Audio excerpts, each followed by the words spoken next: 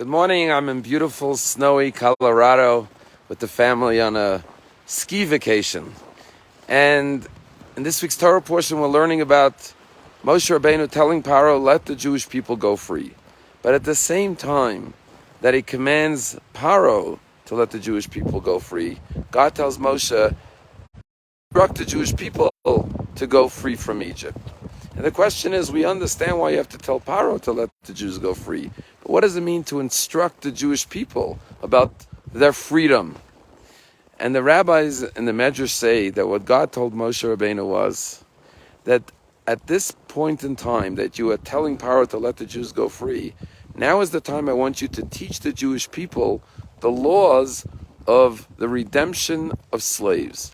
Now, when they come to the land of Israel, and someone will be destitute and sell themselves into servitude, there's a commandment to help redeem them from servitude.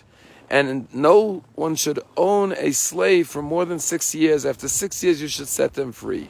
And the question is, the Jewish people are in slavery themselves. Why teach them right now the laws of the redemption and the emancipation of slaves? And our rabbis explain that in order for the Jewish people to truly go free, they cannot only go free externally, they have to go free internally. They have to be willing to let go of oppressing others, because as long as you are an oppressor, you are not truly free. And furthermore, in order to be free, you have to have empathy for others.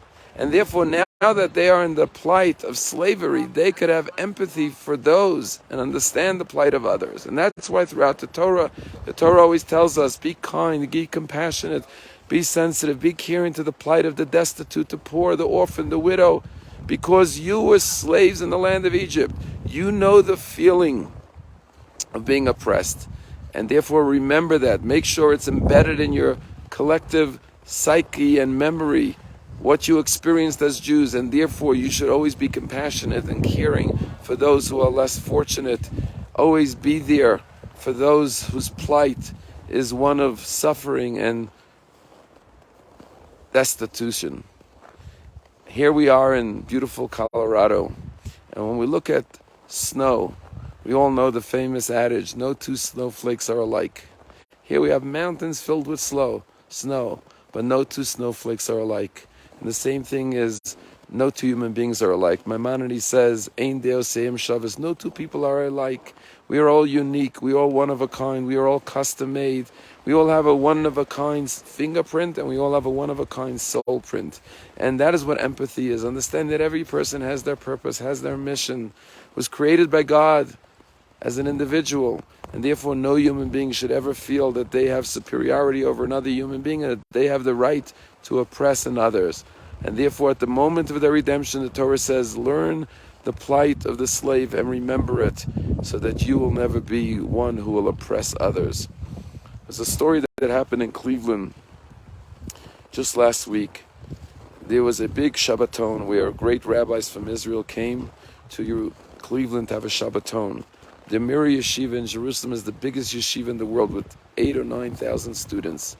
And there was a Russian woman who had become observant, and her son went to learn in the Mir Yeshiva. And she came out to the Shabbaton. And Friday night she went to one of the rabbis, and she said to the rabbi, I want to thank you because my son is learning in yeshiva, and we were from Russia, from communism, and I want you to know my son is the first member of our family in 150 years that has ever put on tefillin, that wears tefillin every day. And the rabbi started to cry, and the rabbi said, I want you to give me a blessing. And the woman said, me give you a blessing? Why would you want my blessing? And the rabbi said, because I have a son who unfortunately drifted from the path of Judaism and no longer puts on tefillin. And if you have the merit that your son is the first member of your family in 150 years to put on tefillin, I want you to give me a blessing that my son should put on tefillin. And the woman was so moved, she blessed the rabbi. And then later, she made a video and told a story how she came to a blessing of this rabbi, and the rabbi had the humility and the courage and the honesty to say, my son no longer puts on tefillin, can you give me a blessing? And with tears in her eyes, she told over the story. A day later, there was a video posted on Twitter of a young man in Israel wearing tefillin, and he put his hand over his eyes and he said the Shema, When he completed saying the Shema, he said, I am the son of that Rosh Yeshiva, that rabbi, the head of the yeshiva in Mir. And he said, this is for the woman in Cleveland. I saw your video and I was so moved by it that I decided to put on tefillin. Each and every one of us must be able to be empathetic and hear the plight and the cry of another, and be able to understand that every person is unique. God put us here for a unique purpose. Therefore, no human being should ever, God forbid, harm, hurt, take advantage, or oppress another human being. And that's the reason we went through the slavery of Egypt, to remember the plight of the underdog, of those who go through challenges, and be there for them, just like God was there for us and liberated us from our suffering, from our oppression. Have a wonderful day.